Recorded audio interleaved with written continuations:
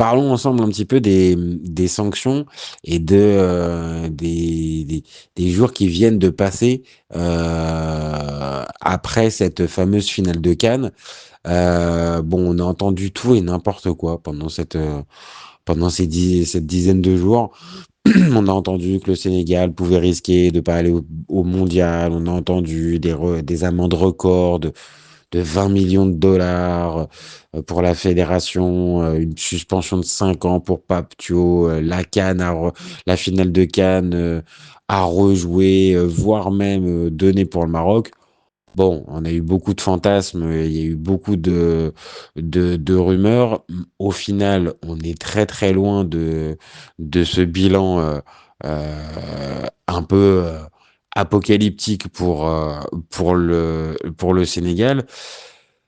Toi, t'en penses quoi à première vue de ces sanctions qui viennent de tomber et qui sont un peu aux antipodes de ce que je viens de décrire, avec des sanctions extrêmement lourdes à tous les égards. Qu'est-ce que t'en penses comme ça, juste déjà à première vue, des sanctions, et on va parler ensemble de la semaine qu'on vient de passer. Bon, je serais tenté de dire que la montagne a accouché d'une souris. Vu comment on en parlait, moi-même par moment, j'avais l'impression que Pape Thiaw est allé au-delà même de tout ce qu'on a vu. Peut-être que durant une partie du match, loin des caméras, il a mis un coup de poing à l'arbitre. Vu comment on nous en parlait, moi par moment, j'avais l'impression que Pape Thiaw, sa carrière s'était terminée à ce moment-là du match. Que après cette finale, il n'allait plus avoir le droit de s'asseoir sur un banc de touche. Je pense qu'on était sur beaucoup de fantasmes comme tu l'as si bien dit. On était sur des propos assez burlesques. J'avoue que j'étais clairement surpris par cette tournure que les événements ont quand même pris. Que dire encore? Si ce n'est que voilà, il y a eu sanction, comme tout le monde s'y attendait. Mais de ce qu'on en disait, voilà, il y a eu moins que ça. Juste peut-être ce constat-là. Peut-être que à l'avenir, il faudrait relater les faits et analyser les faits à la juste mesure, ne pas rentrer dans les extrapolations. Juste peut-être être sur les faits et non sur sa volonté et ou même le desiderata d'un individu, qu'il s'appelle Gianni Infantino ou quelqu'un d'autre, ou même ne pas se laisser juste gouverner par ses émotions. Toujours rester lucide et pondéré. Ouais, c'est très juste l'image de Papio. On avait l'impression qu'il avait frappé l'arbitre à plusieurs reprises. Maintenant, moi, ça me fait penser à quelque chose. C'est au poids des réseaux sociaux.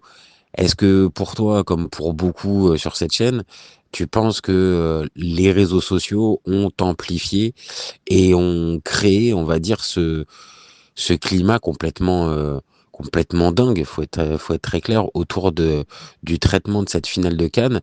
Bien évidemment que, on l'a dit dans nos précédents podcasts, le déroulé est dingue, mais est-ce que c'est pas pour toi les réseaux sociaux qui accélèrent, on va dire, ce mouvement en amplifiant les fantasmes et les pseudo-infos et leaks qu'on peut avoir à droite à gauche? Vois-tu, mon copain, c'est ça le problème des réseaux sociaux. C'est comme la VAR. Ça a le don d'amplifier les choses. Cette situation, elle a été amplifiée par les réseaux sociaux. On est parti sur des considérations qui, à mon avis, n'avaient pas lieu d'être. On est entré dans beaucoup de suspicions, dans des scénarios, dans des thèses complotistes par moment. Je t'avoue, j'ai même entendu que Pape Thiaw avait prémédité tout ça. Une chose qui était assez bizarre.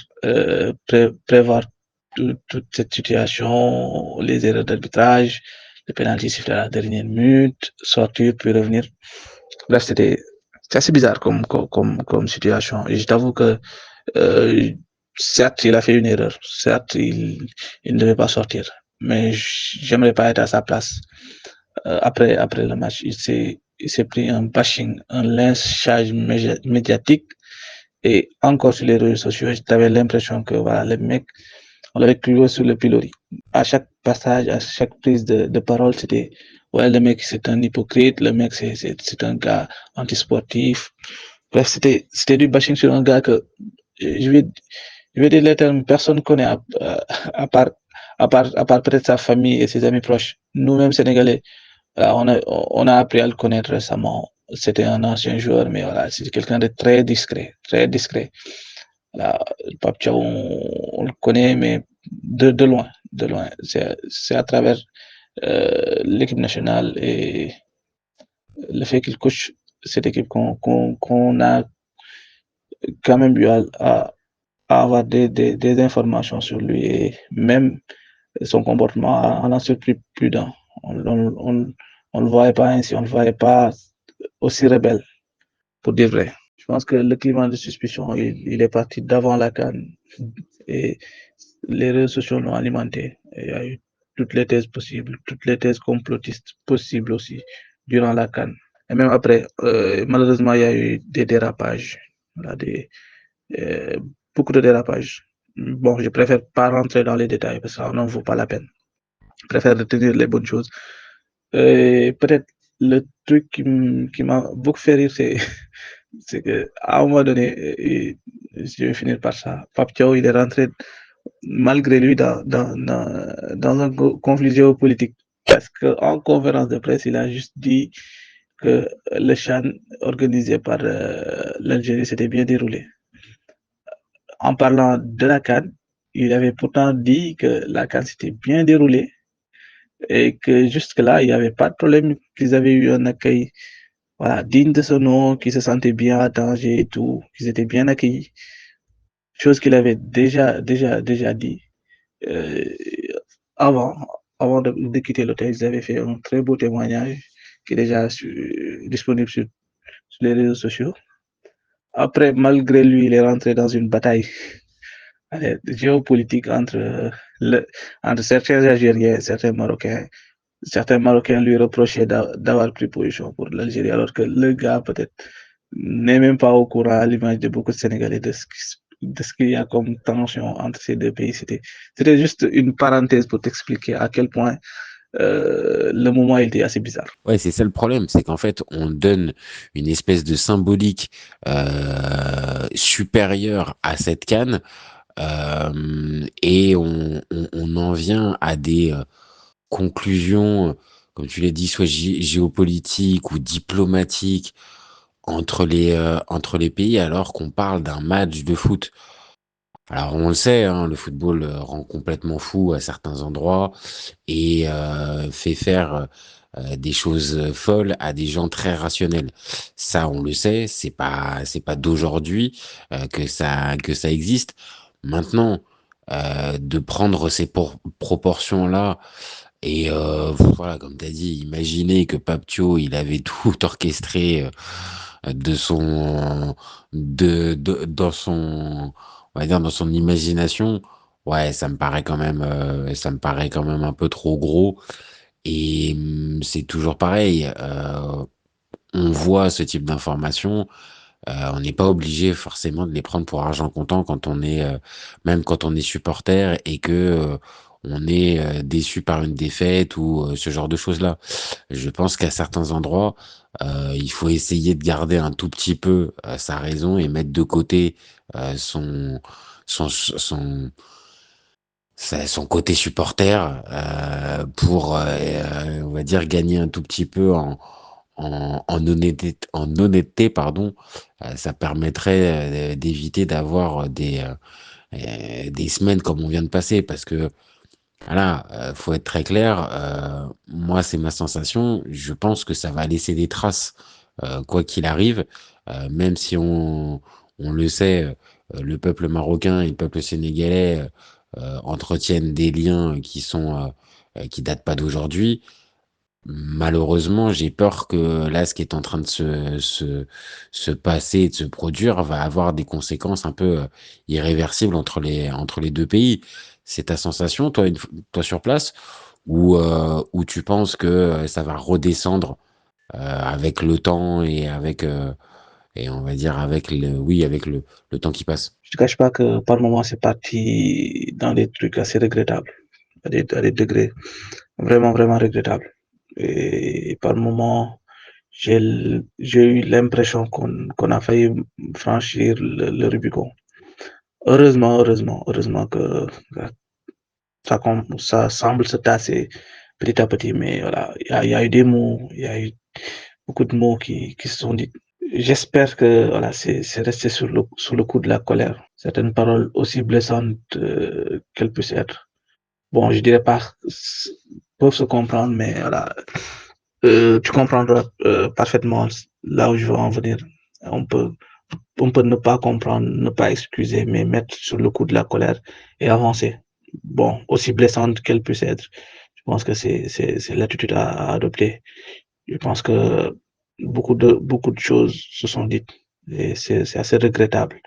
Comme tu l'as si bien dit, entre ces deux peuples, il ne devait pas y avoir ces problèmes-là. De tout ce qui s'est passé durant la finale, moi, je l'ai dit avant, lors des podcasts précédents, ce qui s'est passé en tribune, c'est ce qui m'a le plus déplu. Moi, l'attitude de Pape Thiaw, bon, je la condamne, mais pas au point de le mettre face au football en général, de le qualifier d'ennemi du football ou quelque chose du genre. Moi, ce qui s'est passé en tribune, c'est ce que j'aurais tendance à regretter. Et je pense que c'est peut-être l'image qui fait mal, qui fait très mal. Et cela, j'ai relevé la dernière fois. Il y a eu beaucoup de choses qui sont passées. Et, il y a eu des torts causés. J'espère que les gens vont se pardonner, de part et d'autre surtout, de part et d'autre.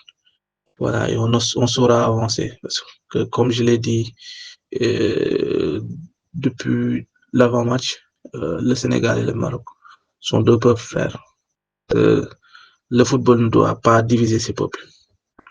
Qu'on qu'on a connu 120 minutes de bataille intense.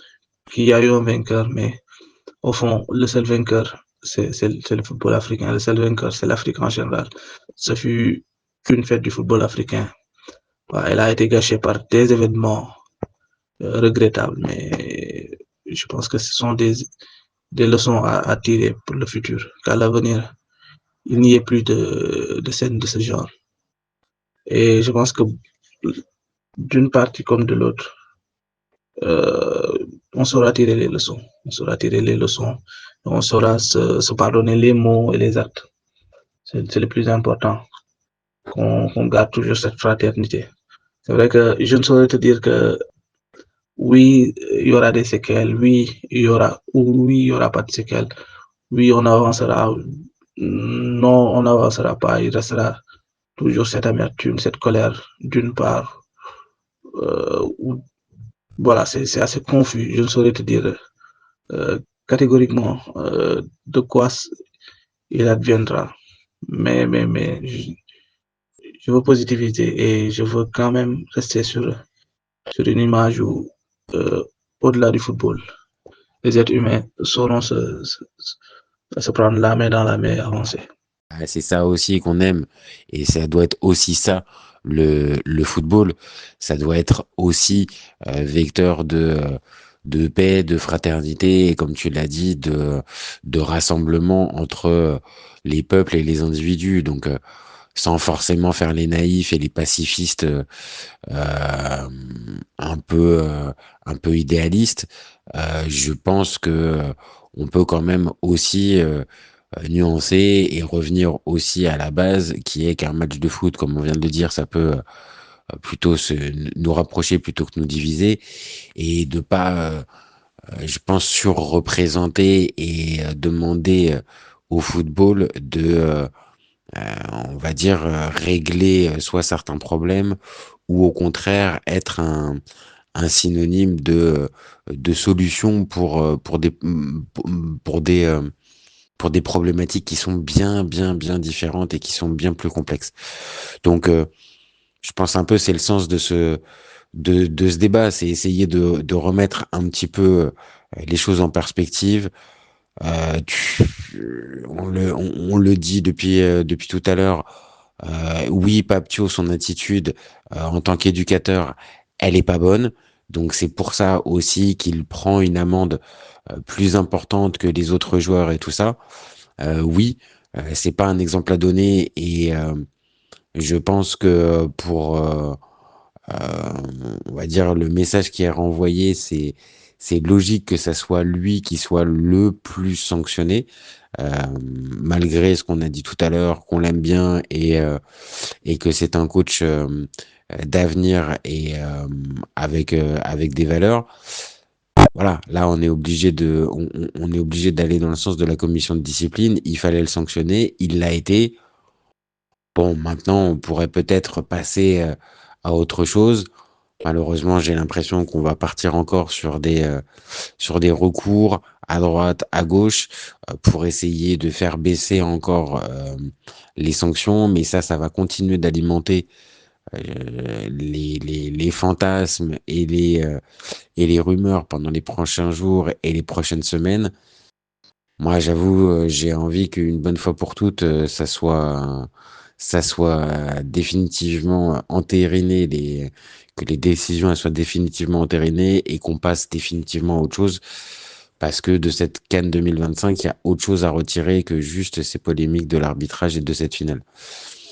Maintenant, voilà, est-ce que toi tu penses que, encore une fois, ça va être entretenu par ces recours ou au contraire, c'est bon, ça y est, maintenant, on va globalement revenir un petit peu à la normale les prochains jours? Moi, je te le cache pas. Tout ce qui est débat, polémique, recours d'après Cannes, ça a assez parasité notre sac. Moi, j'ai tendance à dire que voilà, c'est bon, on passe à autre chose. Là, il y a eu, les sanctions sont tombées, il y a eu des sanctions qui ont été distribuées. Voilà, on va essayer de préparer maintenant au mieux cette Coupe du Monde. Il y a des fenêtres, une fenêtre internationale en mars.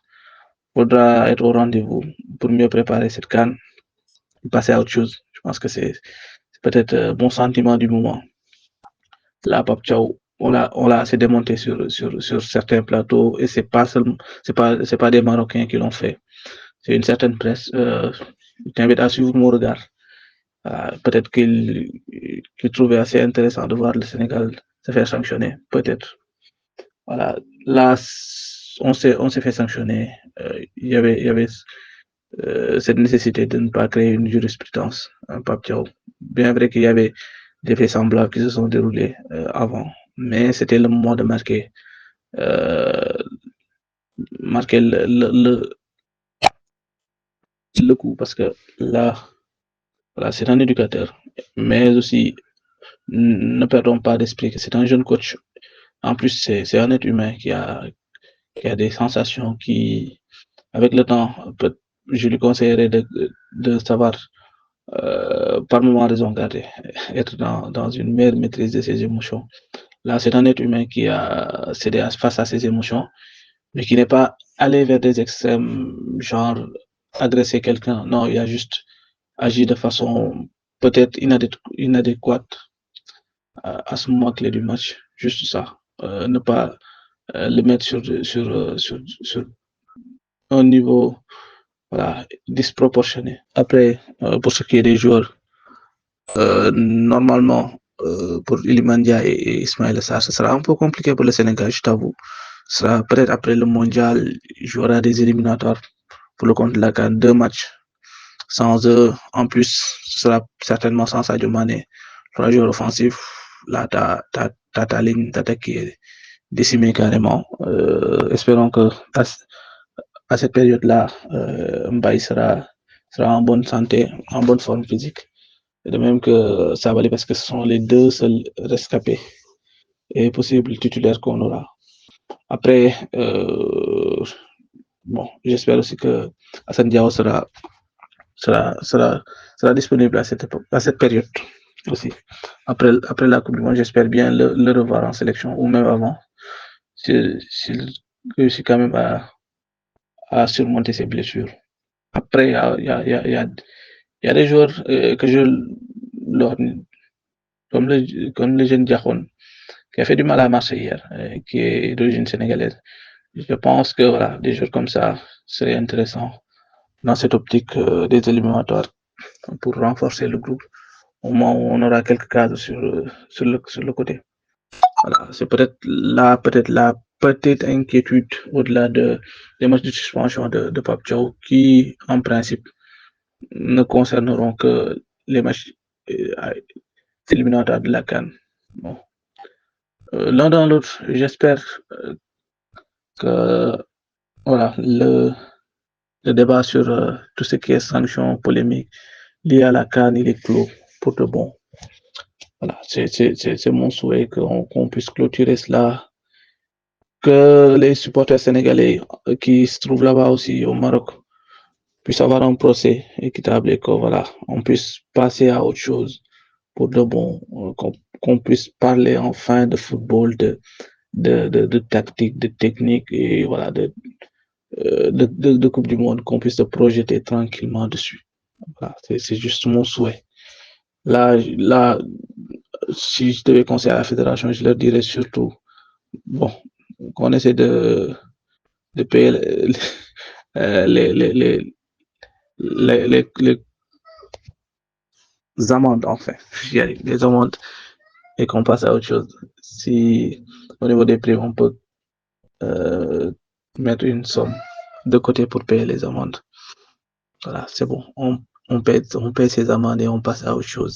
C'est juste ça. C'est juste mon mood du moment. Oui, t'invoques un certain droit à l'erreur aussi. Bon, ça va, il n'a pas non plus, comme on l'a déjà dit à plusieurs reprises, frappé quelqu'un ou, eu un comportement complètement choquant. Voilà, il s'est excusé directement, il vient d'être sanctionné. Maintenant, voilà, passons à autre chose. Et c'est un peu le sens de ton message. Toi, tu as quand même la sensation qu'on va quand même vite passer à autre chose. Bon, ce qui peut aider aussi, c'est que le Maroc est qualifié pour la Coupe du Monde, le Sénégal aussi. Il y a des objectifs sportifs à très court terme qui vont normalement reprendre le dessus. Et tant mieux parce que c'est le terrain qui nous intéresse le plus. Maintenant, voilà, on était quand même un minimum obligé de revenir là-dessus. On le fera dans un prochain podcast avec Reda qui lui nous donnera sa sensation et son avis en tant que supporter marocain. Et c'est toujours intéressant de pouvoir confronter les versions et les sensibilités.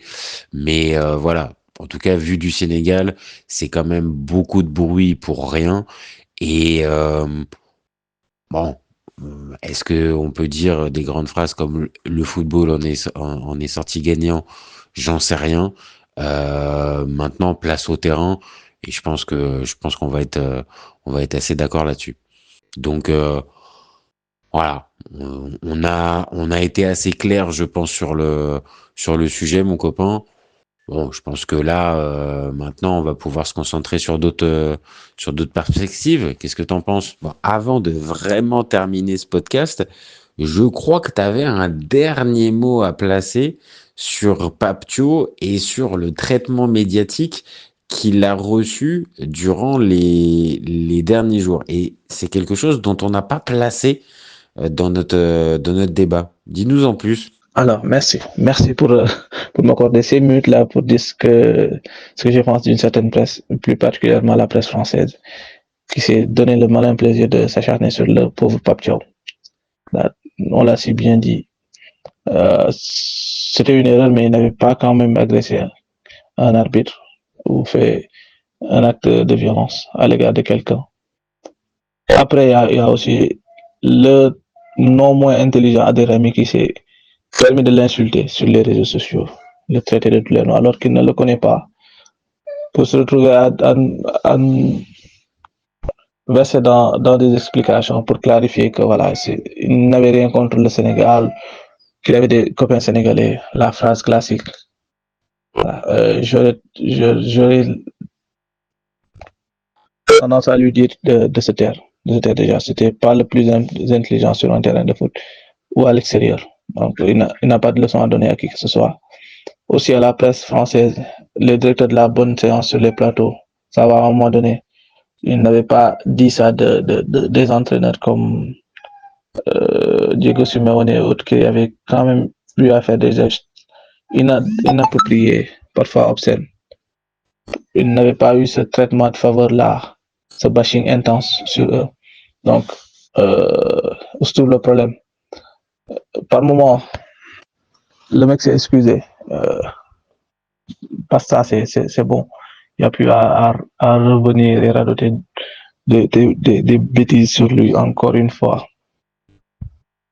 En plus, peut-être l'autre truc qui me déplaît, c'est que on veut toujours légitimer ses propos en voulant se porter comme le défenseur du football africain. Le football africain gagnait en légitimité, que le football africain devait avoir une autre image autre que celle présentée lors de la finale au niveau mondial. Moi, j'ai pas de problème avec ça. Mais le fait de quémander une certaine légitimité auprès de gens qui, même si la CAN s'était déroulée sans accroc, n'aurait pas servi de beaux discours, au contraire. Donc, du coup, s'ils sont vexés ou s'ils n'ont pas aimé le scénario ni les événements, moi, j'ai que faire de ce qu'ils disaient sur les plateaux.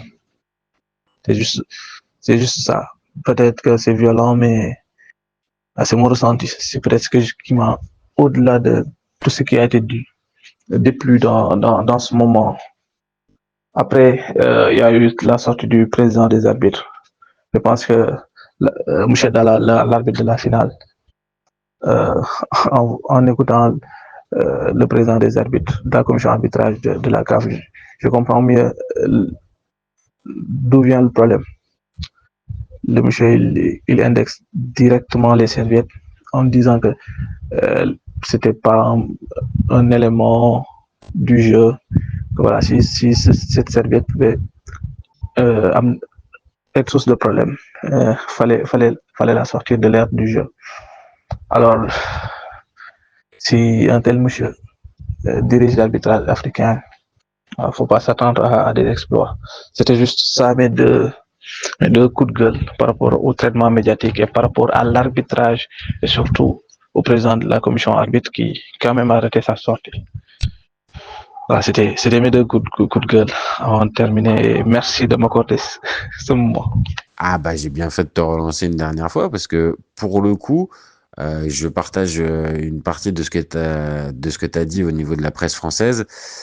Véritable souci en fait de la presse française qui commente, c'est pour beaucoup il y a une méconnaissance et au-delà de la méconnaissance, il y a l'incapacité à se mettre au niveau de l'événement, de la compétition et donc en l'occurrence la CAN. Et à partir de ce moment-là, si on va dire il y a de la méconnaissance, il n'y a pas de bonne volonté de comprendre et de se mettre à la hauteur, on va dire, des interlocuteurs, bah oui, forcément, on va arriver à des jugements qui vont être hâtifs et qui vont être surtout bien à côté de la plaque. Donc, je partage, pour le coup, mon copain, je partage ta vision et que ça soit sur le football africain, mais malheureusement, rassure-toi, c'est aussi valable pour le football européen et français.